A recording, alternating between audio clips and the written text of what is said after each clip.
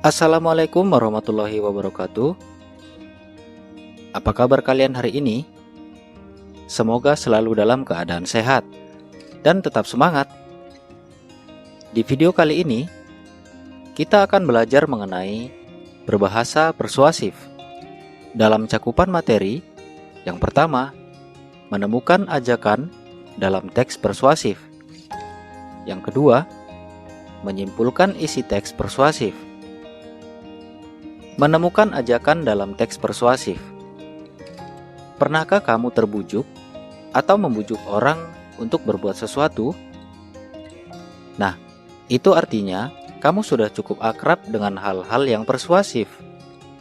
Itu berarti pula, teks persuasi bukan lagi hal yang asing bagi kehidupan kamu sehari-hari.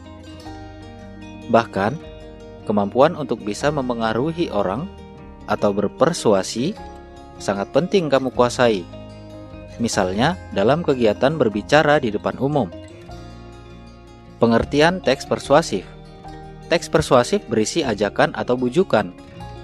Pernyataan-pernyataan di dalam teks tersebut mendorong seseorang untuk mengikuti harapan atau keinginan-keinginan penulis.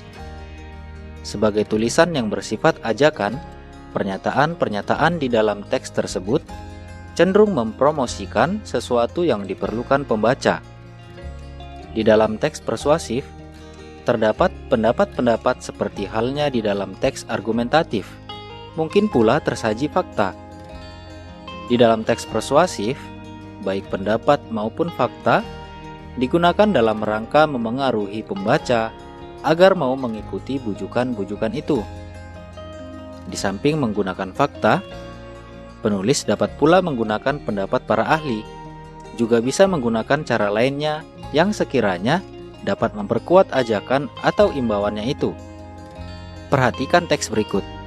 Sejak terjadinya bencana gempa bumi dan gelombang tsunami itu, seringkali bencana tersebut dijadikan sarana untuk memungut uang dari masyarakat. Banyak organisasi atau kelompok orang tak bertanggung jawab meminta sumbangan untuk korban bencana tersebut. Mereka beroperasi di atas bus kota, lampu merah, dan pinggir-pinggir jalan lainnya yang mengatasnamakan dinas sosial. Oleh karena itu, masyarakat harus berhati-hati terhadap ulah oknum tersebut. Kami, organisasi sosial peduli kasih, tidak pernah meminta sumbangan dengan cara-cara seperti itu. Teks tersebut menyampaikan bujukan atau imbauan. Perhatikanlah kalimat keempat teks tersebut. Penulis mengimbau masyarakat untuk berhati-hati terhadap ulah oknum yang meminta sumbangan dengan mengatasnamakan korban bencana alam. Sebelum itu, penulis menyampaikan sejumlah fakta yang bisa meyakinkan dan memengaruhi pembaca dengan bujukan-bujukannya itu. Dari bagian berikut, dapat kita ketahui bahwa isi teks persuasif terdiri atas argumentasi, fakta, dan ajakan. Ajakan dalam teks persuasif. Ajakan adalah kata-kata atau perbuatan untuk mengajak atau undangan. Ajakan dapat pula berarti anjuran, himbauan, dan sebagainya untuk melakukan sesuatu. Di samping itu, tidak sedikit pula teks persuasi yang menyampaikan ajakannya itu secara tersirat. Ajakan ditandai dengan kata-kata harus, hendaknya, sebaiknya, usahakanlah, jangan, hindarilah, dan sejenisnya. Perhatikan bagian berikut. Ajakan dalam teks persuasi dapat disampaikan dengan dua cara, yaitu tersurat dan tersirat. Ajakan yang disampaikan dengan cara tersurat disampaikan dengan menggunakan kata-kata seperti harus, sebaiknya, jangan, hindarilah, dan sebagainya. Sedangkan ajakan yang disampaikan dengan cara tersirat tersembunyi di balik pernyataan. Tidak dapat kita temukan kata-kata yang menandai bahwa kalimat itu merupakan sebuah ajakan. Menyimpulkan isi teks persuasif. Simpulan isi teks persuasif. Simpulan adalah rumusan akhir tentang sesuatu. Simpulan disusun berdasarkan pemahaman atau penalaran kita terhadap keseluruhan isi teks itu.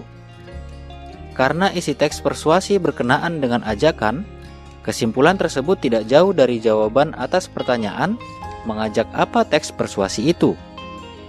Perhatikan contoh sebuah teks persuasif dan kesimpulannya.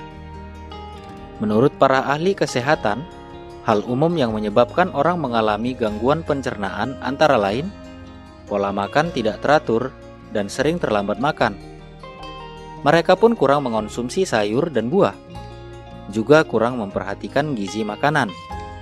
Salah satu upaya menjaga saluran pencernaan agar tetap sehat, makanlah dengan pola makan sehat dan seimbang.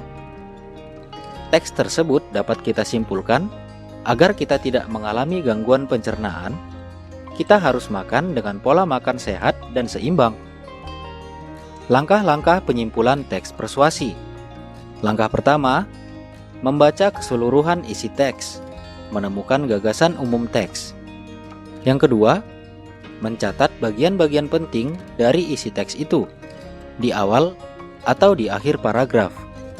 Langkah yang ketiga, memahami hubungan logis antar bagian penting teks itu, hubungan kausalitas, atau hubungan sebab akibat. Langkah yang keempat, merumuskan kesimpulan akhir isi teks secara ringkas dan jelas. Demikian untuk video kali ini, semoga bermanfaat. Terima kasih. Assalamualaikum warahmatullahi wabarakatuh. Sampai jumpa di video selanjutnya ya.